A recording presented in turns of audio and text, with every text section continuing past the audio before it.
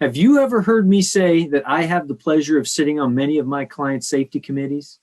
Well, those of you who have asked me the question, how do you start a safety committee? So I'm going to share 4 steps in that process. But an important note right here, safety committees are not one size fits all, and your organization might have different needs. I'm Chad Watts with Bender Insurance Solutions, and let's get started with step 1 right here. The question I always get, who should be on the committee? The answer no one loves is it depends. When I help a client start a safety committee, I need to see the organizational chart. This shows how information, communication, and authority flow. It's important to get the top level supervision and decision makers into that committee meeting monthly, and occasionally folks from other levels throughout the year. The reason for this is because starting a safety committee will have an effect on the culture of your organization, and that type of change must start at the top. Now, second, ask yourself, why do you want to start a safety committee?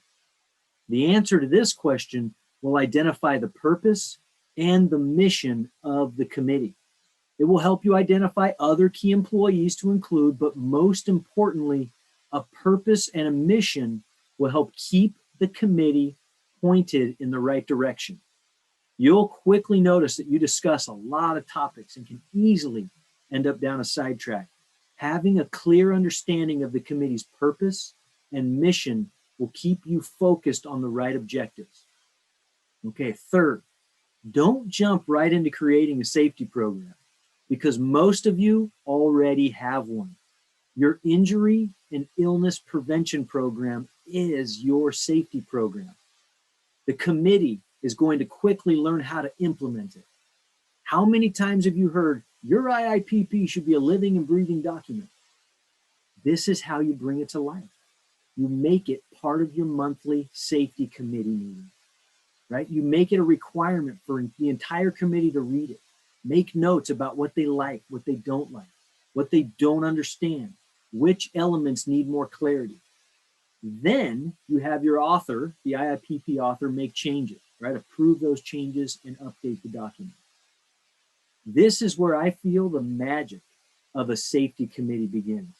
You have the roadmap that leads to safety in that document. It tells how hazards are identified. It tells how hazards are corrected. It tells how accidents are investigated. It identifies who's responsible in your organization. The committee will review accidents and near misses with the IIPP as its map.